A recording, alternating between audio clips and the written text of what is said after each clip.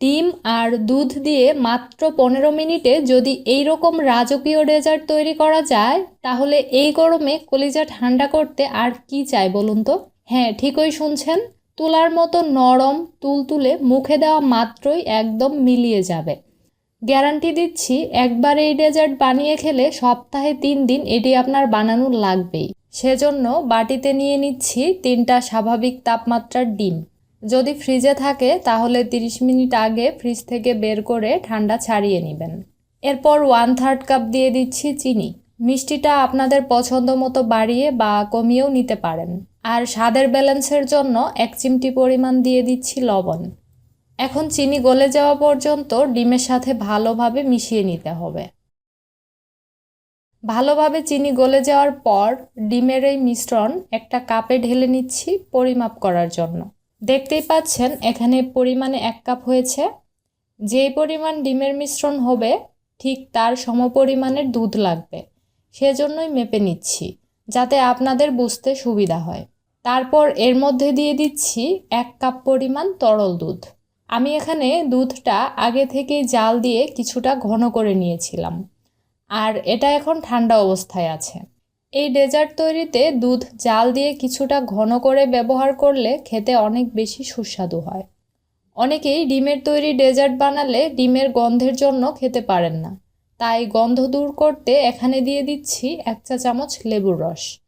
লেবুর রসের পরিবর্তে আপনাদের হাতের কাছে থাকা যে কোনো ধরনের এসেন্স, যেমন ভ্যানিলা এসেন্স অথবা এলাচের গুঁড়া থাকলে সেটাও দিতে পারেন, তাহলেও ডেজার্টের মধ্যে খুব সুন্দর সুঘ্রাণ হবে।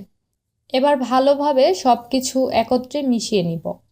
এখন অনেকেই হয়তো ভাবতে পারেন লেবুর রস দেওয়ার কারণে দুধ ছানা কেটে যাবে কিনা। তাদেরকে বলবো, এখানে যেই পরিমাণ লেবুর রস ব্যবহার করেছি এতে ছানা কেটে যাওয়ার কোনো চান্স নেই। সব কিছু ভালোভাবে মিশিয়ে নেওয়ার পর যেই বাটিতে ডেজার্ট জমাবো সেটার মধ্যে সামান্য তেল ব্রাশ করে নিচ্ছি।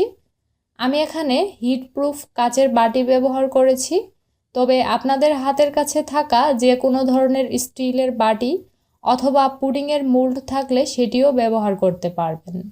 তেল ব্রাশ করে নিলে ডেজার্ট তৈরির পর খুব সহজেই বাটি থেকে আলাদা হয়ে আসবে। এখন ভাপ দেওয়ার জন্য আমি হাঁড়ির মধ্যে কিচেন টিস্যু দিয়ে দিচ্ছি, এতে করে বাটিটা নড়াচড়া করবে না। আপনারা চাইলে স্ট্যান্ড অথবা সুতির কাপড় বিছিয়ে নিতে পারবেন।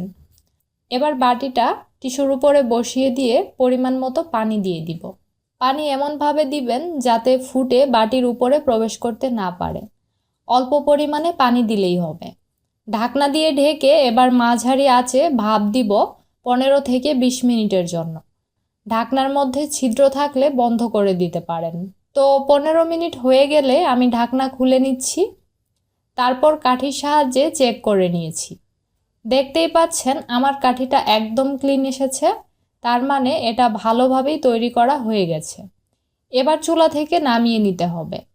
গরম অবস্থায় এটা বাটি থেকে আলাদা করা যাবে না, তাহলে ভেঙে যাবে। তাই আপনাকে অপেক্ষা করতে হবে পুরোপুরি ঠান্ডা হয়ে যাওয়া পর্যন্ত।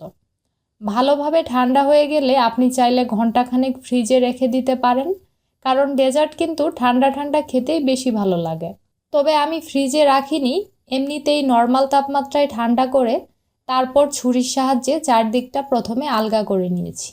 ডিম, দুধ, চিনি এগুলো কিন্তু আমাদের ঘরে প্রায় সব সময়ই থাকে। এটা বানাতে কোনো ধরনের ঝামেলাই করতে হয় না, খুব সহজেই কম সময়েই হয়ে যায়। আপনাদের পছন্দ মতো যে কোনো ধরনের ড্রাই ফ্রুটস দিয়ে পরিবেশন করতে পারেন। প্রচণ্ড গরমে কলিজা ঠান্ডা করতে কম সময়ে এর চেয়ে সহজ আর মজাদার ডেজার্ট অন্য কিছু হতেই পারে না। আমি ছুরির সাহায্যে চারকোণ শেপে কেটে পরিবেশন করেছি। এভাবে দেখতে বেশি আকর্ষণীয় লাগে। তুলার মতো নরম তুলতুলে মুখে দেওয়া মাত্রই একদম মিলিয়ে যাবে। গরমে ঠান্ডা ঠান্ডা এখান থেকে 1 পিস খেলে কিন্তু আপনার মন ভরবে না, সবগুলোই খেতে মন চাইবে। আজ তাহলে এখানেই বিদায় নিচ্ছি। আল্লাহ হাফেজ।